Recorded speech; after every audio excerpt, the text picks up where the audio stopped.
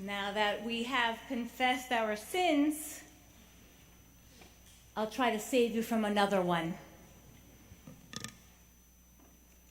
I was in Israel this summer, studying at the Shalom Hartman Institute's Rabbinic Torah Seminar in Jerusalem, and Yossi Klein Halevi, the writer and journalist, told me a story about when he was in Krakow.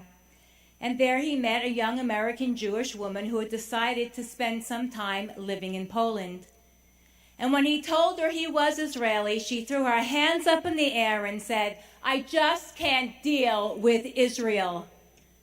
Can you imagine? She feels better about Poland than Israel. That, my friends, is American Jewish privilege. The privilege of not having to care because you are safe, accepted, and comfortable. The privilege to throw your hands up in the air and say, "I'm done with Israel," because you don't understand history and complex realities. But it gets worse. When I was the Hillel director at the University of Miami and created the very first birthright trip, students in those days were excited and positive about Israel. Today, you hear about students leaving that free trip in the middle of the trip in protest of Israel. That, too, is American Jewish privilege. How did we get here? The Jewish people is no longer a victimized people. For millennia, we were vulnerable in the countries and empires in which we lived. Now, because of Israel, we are a powerful people. But because this power is so new, because of anti-Semitism that still exists, and because Judaism itself warns us about the corruptive forces of power, we are still uncomfortable with this power. And there is a tension in Israel when the society wants to be both vulnerable and powerful at the same time. And that is impossible. What you can be as a Jewish state, what Israel must be as the Jewish state, is powerful, as well as keenly aware of what it means to have power over minority populations, since the Jewish people were, for the most part of our history, a powerless and stateless minority. This discomfort, this reality is complicated. And there is also the very real threat of Iran, Hezbollah, and Hamas that we living here, as much as we try to understand, do not know what that really feels like. Now match that fear against the desire for peace with your closest Palestinian neighbors or co-workers, the ones who may drive with you past that home in West Jerusalem in the beautiful and sought-after German colony neighborhood where I lived this summer. And they will show you that very home where their father or mother lived until 1948. And for a myriad of reasons, some right and some wrong, live someplace else now. And we know that Israel is currently trying for a second time to form a government. It's like we're part of some very large dysfunctional family. But I won't claim my American Jewish privilege and step away from Israel, and neither should any of you. For here we are, engaged in American civil and political life. In the same way we here at Temple Beth Ar marched at rallies in Miami, and the same way we lobby our congresspeople, we bring our teens to Washington for social justice issues. In the same way we register people to vote, we advocate for candidates and issues that are integral to our values. In that same way, we must continue to support the values we uphold in Israel. We should never give up or step away because Israel is so very complicated, because we may disagree with political leaders or even policies, because there is tension in this relationship. This is not a privilege we can claim. No matter where you are on the political spectrum, you must stay engaged in Israel too. The very first time I saw numbers tattooed on a person's arm, I was in Israel sitting at the Carmiel family's breakfast table on their dairy farm on Moshav Be'er Tuvia, southeast of Ashdod. It was 1981, my first time in Israel. I had just graduated from high school. Israel had just bombed the Iraqi nuclear power plant, and my trip included a 2-week home hospitality stay at a moshav. And I was staying with the Carmiels, Gili and her parents. The only thing I knew about Gili's parents were that they were survivors, and that she and her sister were part of her father's second family. His first wife and children were murdered in the Shoah. Every morning, there were a few light chores for us to do, like water the vegetable garden and play with Gili's nephew. It was a dairy moshav, and therefore I was introduced to each cow by name. I don't understand why they do that on dairy farms, but they do. We delivered the fresh milk to the moshav dairy collection site, riding this really cool tractor that pulled this giant milk can. And then we would meet the other kids from my group in the moshav at the pool for the rest of the afternoon, interrupted only by a short walk to the local market for ice cream. At night, we would have a kumsitz, a bonfire, and sing songs. I loved the weeks at the moshav. It was idyllic village life, filled with growing families, youthful dreams, literally milk and honey. Even with the trauma of the Holocaust, thinly veiled under rolled-up shirt sleeves, I was ready to stay and be a part of the passion and the mission to rebuild the Jewish homeland and the Jewish people.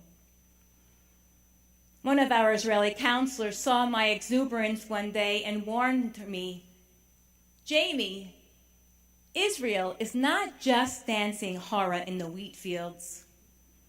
But I loved that myth. You see, that myth isn't a lie, but it isn't exactly true either. Myths are important. They help shape our narrative about who we are and who we want to be.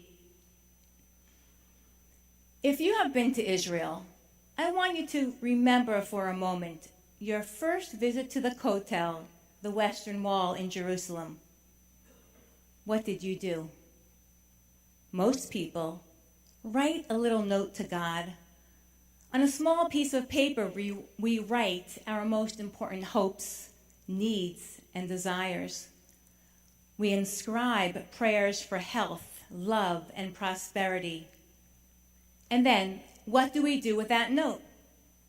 We fold it up into a very small little piece, and we place it in the crack between the giant stones of the wall.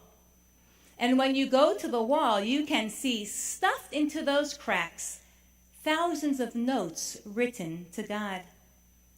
Unless, of course, you go right before Rosh Hashanah and Pesach, because that is the time when the notes are cleared out of the cracks. In an interview done for the podcast Israel Story, the media director for the Western Wall Heritage Site was asked, "What happens to all those letters to God?" And she explained that twice a year, very trusted individuals who are very serious about this task take wooden sticks, not unlike the kinds that were used in the building of the Mishkan in Jerusalem, and they remove the notes. They then place them in special bags, and they bring them to Har HaZeitim, the Mount of Olives, and there they are buried with other holy objects. Yoshi, the writer of the podcast, returned to the Kotel a few days before Rosh Hashanah to check out the process. And on his return to the Kotel, he found workers removing the notes. 3 teenagers, David, Yosef, and Oz. Well, they had those wooden sticks, more like sawed-off broom handles, and they were indeed knocking those notes from the cracks. Occasionally they would pause from their serious work, and before they would sweep up the notes from the ground and place them in maybe what were special plastic garbage bags, they would stop for a short sword fight with their broom handles.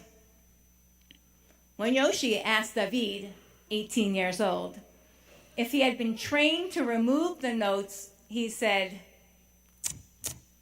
"It's our first day on the job." He then asked him, "Do you know that these notes were written to God?" And David giggled as he dug a few more of the notes out of the cracks. The cracks of the kotel must be emptied so more notes can go in. But I like that myth so much better, that somehow these notes made their way to God. But again, the myth isn't a lie. It just isn't exactly the truth. But this is Israel we're talking about. And you know what's even better than the myths? The reality.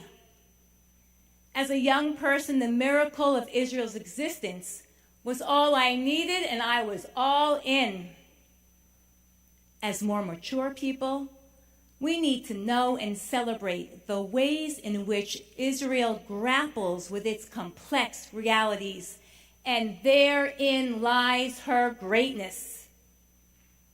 I spent 10 days at the Rabbinic Torah Study Seminar studying nationalism and tribalism in a global era.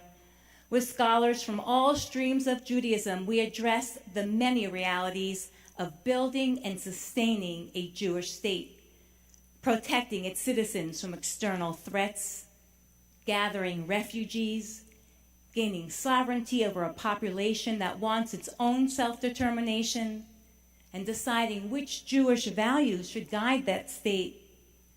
So many tensions must coexist.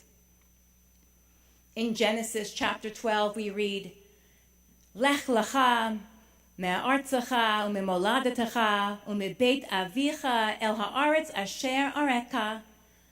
God says to Abraham, "Go forth from your native land and from your father's house to the land that I will show you. I will make of you a great nation, and I will bless you. I will make your name great, and you shall be a blessing.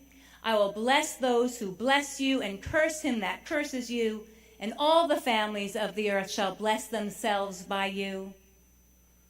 God tells Abraham that as a unique and particular people, the Jews in the land of Israel can bring blessing to all of humanity if the relationship between the people in the land is right. The goal of Israel's Declaration of Independence is to create a state in such a way that fulfills the covenant of the Genesis texts. And the Declaration states, "The state of Israel will be open for Jewish immigration and for the ingathering of the exiles. It will foster the development of the country for the benefit of all its inhabitants. It will be based on freedom, justice, and peace as envisaged by the prophets of Israel. It will ensure the complete equality of social and political rights to all its inhabitants, irrespective of religion, race, or sex. It will guarantee freedom of religion, conscience, language, education, and culture. It will safeguard the holy places of all religions." The values of Israel's Declaration of Independence are our values. Israel remains dedicated to those values, and therefore we need to remain dedicated to Israel. Since the founding of the state, Israeli society continues to examine and question freely abuses of power, human rights violations, and discrimination. And we see this in both positive and negative examples. Israel guards closely its freedom of speech to the point where one politician compares another political party to Nazis. Could you imagine a Jew in America calling another Jew a Nazi? Or the Prime Minister declaring a favorite TV show anti-Semitic? In the swearing-in ceremony of the 22nd Knesset last week, the Arab parties called the Joint List, which is the third largest party, did not attend the ceremony. Instead, they participated in an Arab national strike and protest, demanding Israeli police do more to stop violent crime in Arab towns. And they've even asked the Jewish Israeli to join in their protest, for what is bad in one part of the community is bad in another part of the community. Living here, we can't understand the frustration caused by these complicated and unpleasant realities. What we do understand is vibrant democracy at work, and this is why we don't give up on Israel. I travel to Israel almost every year, and each time I learn about a new technological innovation or scientific advancement. But the most impactful people I meet are the social entrepreneurs. And this summer I met Zaki Jamal, a Jewish Israeli, Harvard-educated venture capitalist who wanted to bring Jews and Arabs together beyond their utilitarian interactions in restaurants or the workplace or the bus. For his first try, he created Middle Eastern music sing-alongs where the words to the songs would be projected onto screens in Hebrew and Arabic. Thousands of people came, both Jews and Arabs, and they loved it. But they never interacted with each other. They sat each according to their group. So 3 years ago, Zaki tried a different method, bringing people together to play backgammon, a game that everyone in the Middle East plays.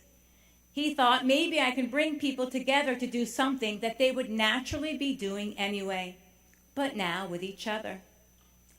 He set up a tournament in an Arab neighborhood in East Jerusalem, and even though it's only 15 minutes away from the center of town, most Jewish Jerusalemites had never been there.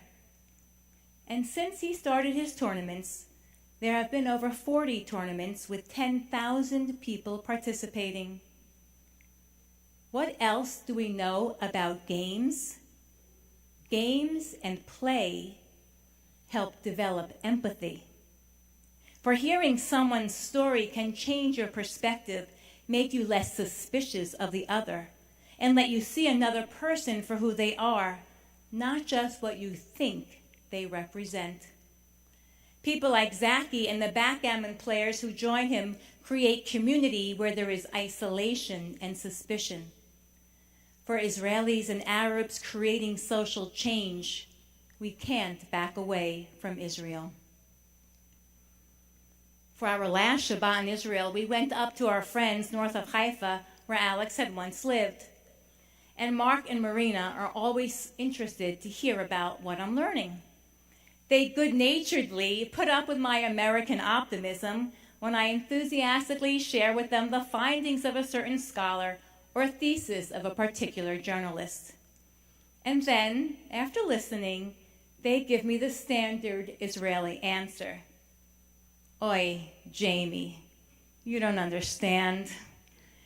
The Arabs hate us and want all of Israel. The ultra-Orthodox won't serve in the army. The peace activists on the left don't live in reality. They still believe that Israel's actions have an effect on the peace process. Basically, a quick rundown of what's wrong in Israel. Later that night, we had Shabbat dinner with their daughter and her family. Ricky and Noam and their 2 young children, Yigal and Mika, have just moved into a beautiful new apartment in a brand new neighborhood also north of Haifa. This apartment has 3 bedrooms, 2 bathrooms, a large balcony overlooking a brand new playground, and the mandatory safe room, a shelter from rockets and gas attacks.